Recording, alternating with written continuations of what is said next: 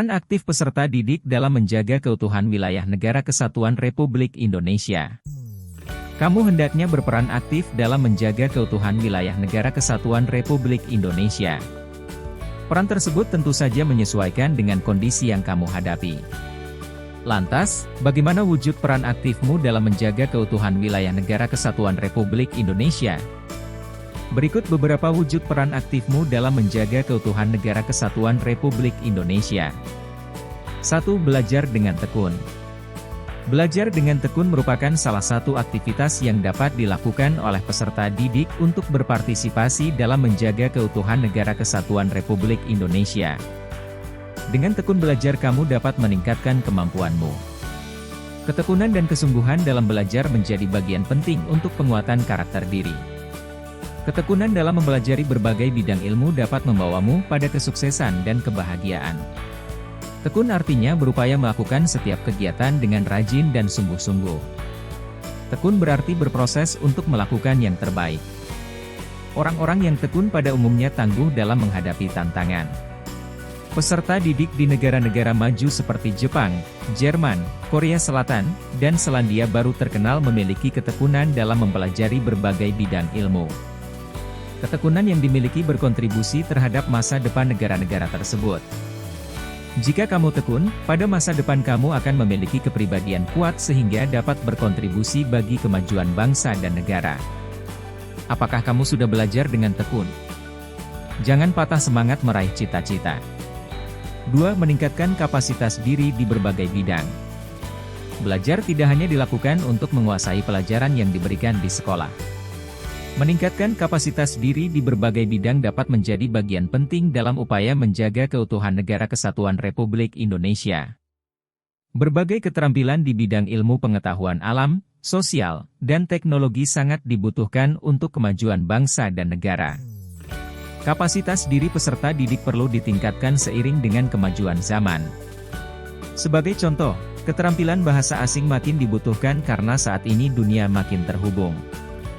Selain itu, keterampilan di bidang teknologi menunjang kemajuan zaman. Keterampilan di bidang teknologi harus diimbangi dengan pemerataan pendidikan di berbagai daerah. Dengan demikian, setiap anak bangsa memiliki kesempatan yang sama untuk meningkatkan kapasitasnya di berbagai bidang. Saat ini peluang untuk mendapatkan pendidikan tinggi dimiliki oleh laki-laki dan perempuan. Tidak ada pembedaan antara laki-laki dan perempuan dalam meraih mimpi.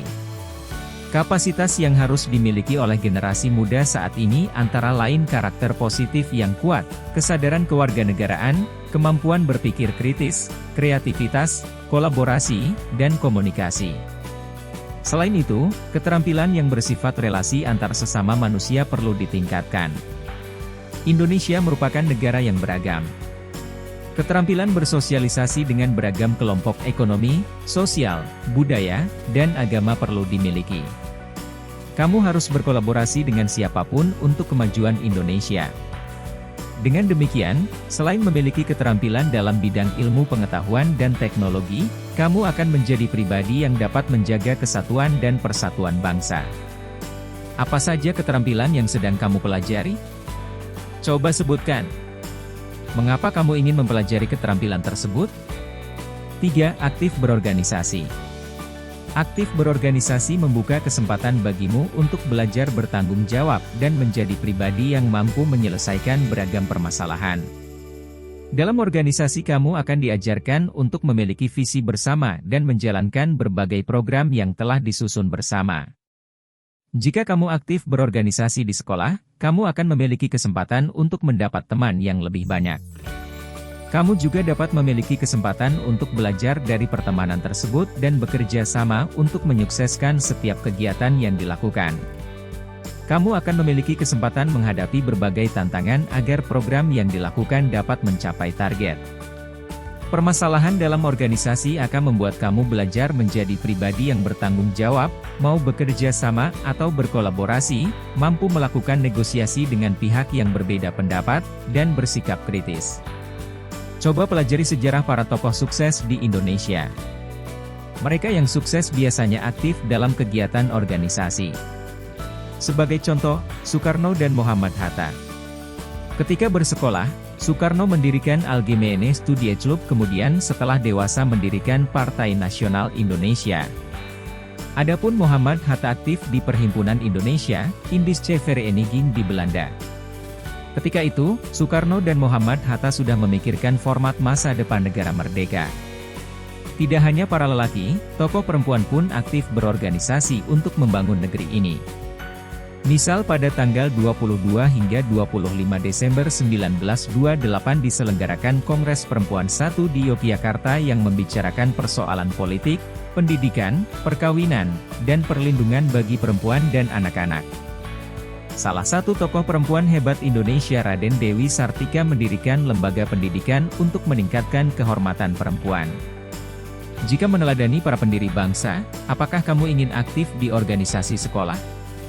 Apakah saat ini kamu sudah aktif mengikuti beragam aktivitas organisasi di sekolah atau di luar sekolah? 4. Aktif membantu pihak yang mengalami kesulitan. Menjadi pribadi yang memiliki cinta kasih kepada sesama manusia merupakan hal utama yang harus ditampilkan. Karakter tersebut perlu dimiliki oleh setiap generasi muda Indonesia.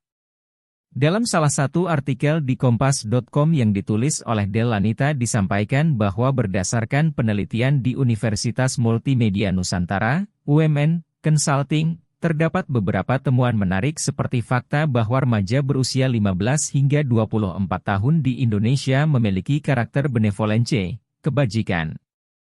Ciri karakter tersebut antara lain senang menolong sesama, jujur, tidak etnosentris, dan peduli terhadap sesama. Riset Wahana Lingkungan Hidup Indonesia, WALHI, memaparkan kelompok muda dengan usia 16 hingga 25 tahun memiliki kepedulian dan pengetahuan yang cukup tentang isu lingkungan hidup. Meskipun demikian, dalam riset tersebut disampaikan bahwa pengetahuan kelompok muda tersebut masih belum dianggap signifikan untuk didengarkan.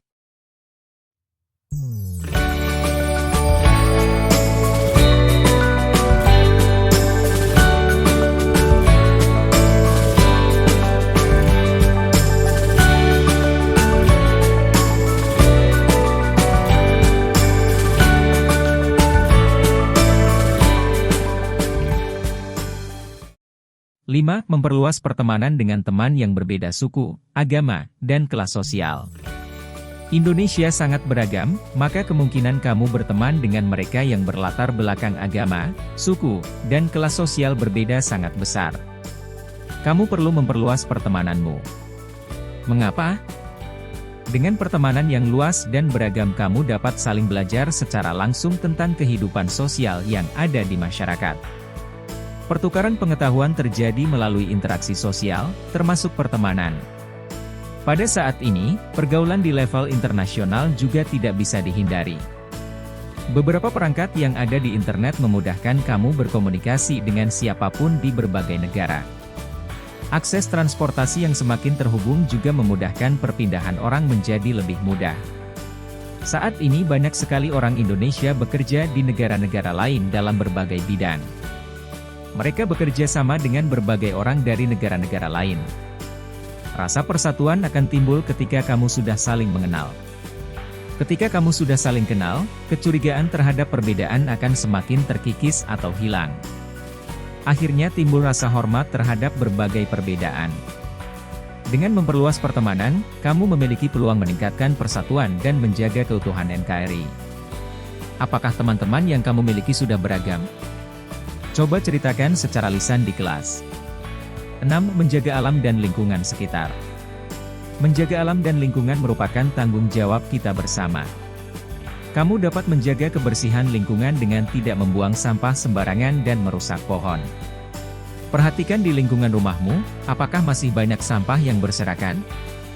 Sampah-sampah tersebut perlu dibersihkan agar tidak membuat lingkungan kotor.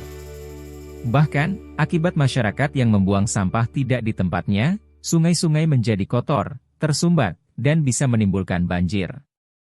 Tahukah kamu, berdasarkan data Sistem Informasi Pengelolaan Sampah Nasional, SIPSN, Kementerian Lingkungan Hidup dan Kehutanan, KLHK, ada 19,45 juta ton timbulan sampah pada tahun 2022 di Indonesia.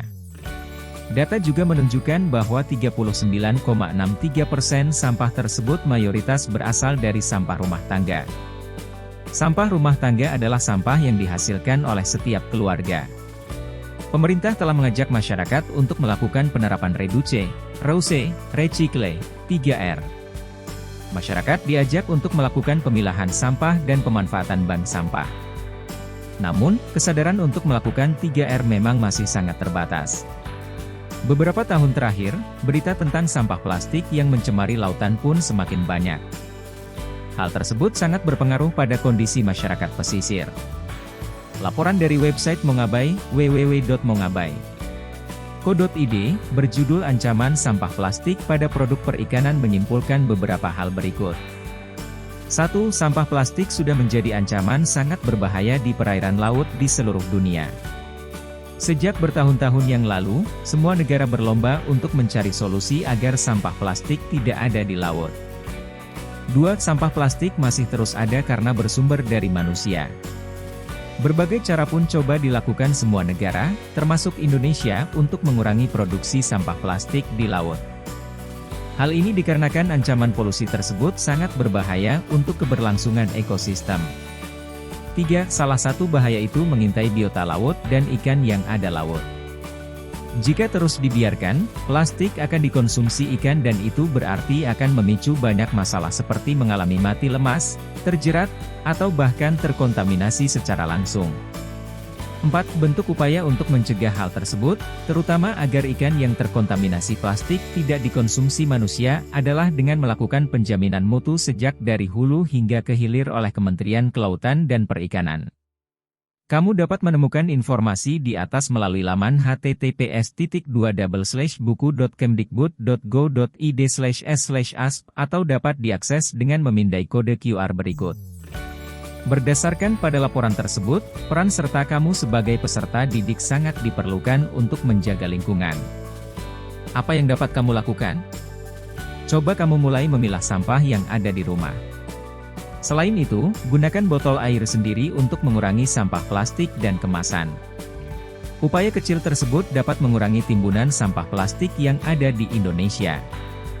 Tindakan ini tentu akan mengurangi dampak kerusakan lingkungan yang terjadi akibat meningkatnya volume sampah di Indonesia.